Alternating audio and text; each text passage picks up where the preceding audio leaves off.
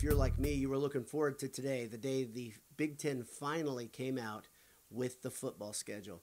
Let's talk about it. And now a word from our sponsors. If you need a grill upgrade, go to gridironmetalworks.com where you'll find custom Purdue grills. And if you enter Boiled Sports at checkout, you'll get a special gift from the good folks at Gridiron Metalworks. Check out martinvintage.com if you're looking for a Purdue t-shirt. Great retro styling, high quality, soft, comfortable shirts. martinvintage.com.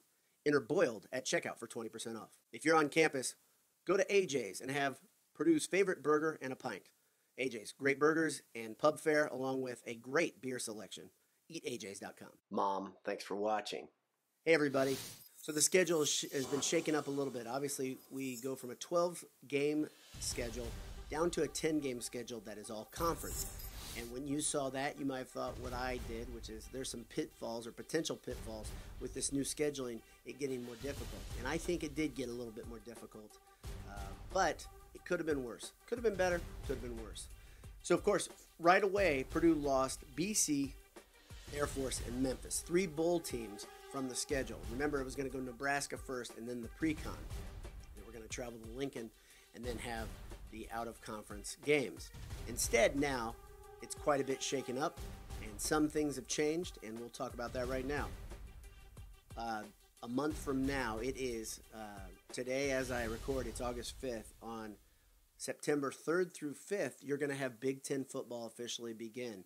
You're going to have our Boilers are going to go on the road to Ann Arbor to play Michigan right away. That's a tough game. Obviously, Michigan has had some trouble getting out of the gates against some tougher competition in previous seasons, and Jeff Brom's teams have had a lot of problems too in the first game of the season. So something's got to give. Purdue plays Michigan.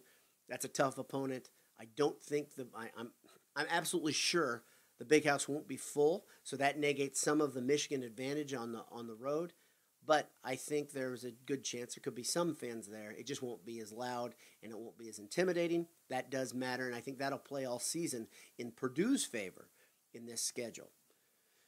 Second game, Purdue will welcome Iowa to Ross-Ade on September 12th. After that, they'll welcome Ohio State once again to Ross-Ade. And this is a game that I really didn't want to see, honestly.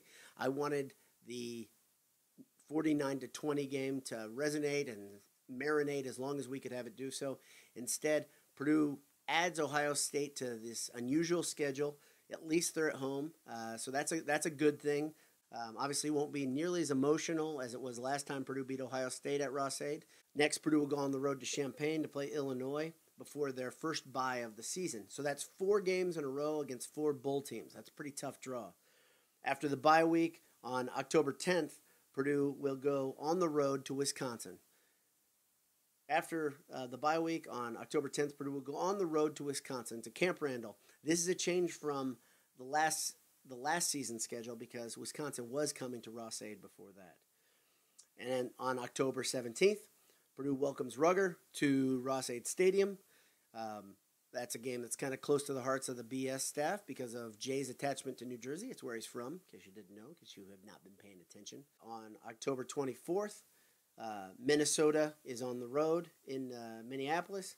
After that, on Halloween, Purdue will welcome Northwestern to Ross-Ade Stadium. And then their second bye will be on November 7th. The final stretch is 2 games, so this will clear out the end of the 10-game schedule. You have Nebraska. This time, Nebraska will be coming to Ross-Ade. That's a big change. Like I said, Purdue was going to be going to Lincoln to play Nebraska for the opener of the 2020 season. And finally, IU will be on the road in Bloomington in Memorial Stadium. There won't be anybody there, but there wouldn't have been anyway. So that's not much of a difference. If you're somebody, like we had some people reach out to us on Twitter and ask the question, have season tickets been up for sale? Has there been any official release statement from Purdue's ticket office? I haven't seen anything yet.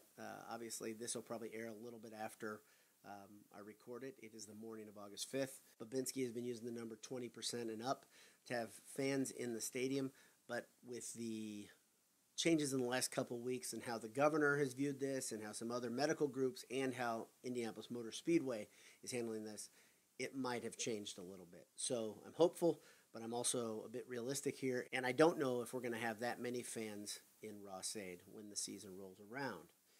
My prediction for the season, I'll get in depth with this when we talk about it on a normal podcast, but I think I see 5 to 6 wins. It's a pretty optimistic viewpoint, but I saw 7 to 8 wins on the 12 game schedule, so I'm staying in step there. I think it'll be tough. I think the front end of the season could dishearten some people because you have so many tough games coming right away.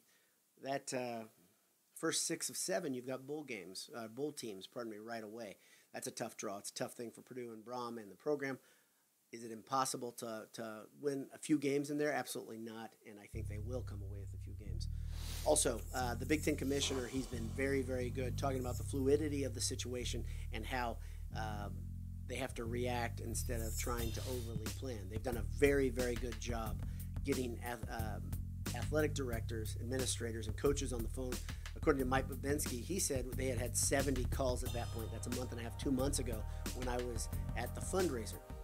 According to the commissioner, now you've had over 100 calls with the athletic directors, administration from each athletic department. So they've had Zoom calls, phone calls, trying to stay in close communication. And then the next part is he's tried to stay in close communication with the students themselves and talking to them about what do they want to do, what do they want to see to feel safe. One of the big things they came up with is the protocol for the way COVID will be tested. They will have, every player will be tested 3 days before the game. So they'll have up-to-date testing on the health of the guys. And the other thing they're going to have is a third party will test every single team. There are reasons to be optimistic. If you're anxious right now, I am hoping that things start feeling better for you soon. We're going to get through this. As a people, as a nation, we're going to get through this. And for me, one of the keys to getting through things relatively sooner than later is getting life somewhat back to normal. A diversion like football might not seem important to some people out there, but it's pretty important to me, and it's important to a lot of people out there, and they may not even realize it, but having something to discuss that is lighter than real life, that is lighter than the heavy things we've been dealing with for the past few months is really, really good for mental health. I am excited about this fall, and I hope you are too. And maybe, just maybe, we'll get to see each other in Ross-Ade this fall. Thanks for tuning in. Thanks for visiting our sponsors. They are great Purdue families, great Purdue companies, and as all small businesses right now, they're trying to get their feet under them in the wake of the tough isolation period. So visit them, visit their websites, and God bless you. Have a great day. Hammer down. BS all the time.